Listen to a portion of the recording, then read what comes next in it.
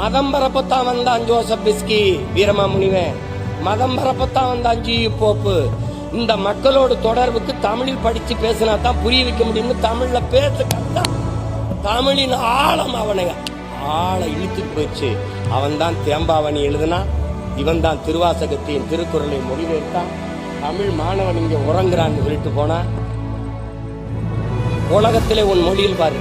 இங்க கிறிஸ்தவத்துக்கு வேணுமா தேம்பாவணி, இஸ்லாத்துக்கு வேணுமா சீராப்புராணம், இந்துக்கு வேணுமா எது ராமாயணம் கம்ப ராமாயணம், வேற எதுக்கு பௌத்தத்துக்கு வேணுமா எழுதினவனே சிலப்பதிகாரத்தை எழுதினவனே அவன் சமண துறவிதான். பௌத்தத்துக்கு வேணுமா மணிமேகலை, சமணத்துக்கு வேணுமா சமண துறவி இளங்கொடி எழுதிய சிலப்பதிகாரம்.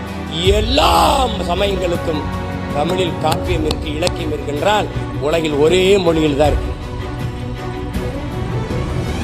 மற்ற மொழிகள் எல்லாம் உலகில் பிற மொழிகளின் துணையின்றி இயங்க முடியாது.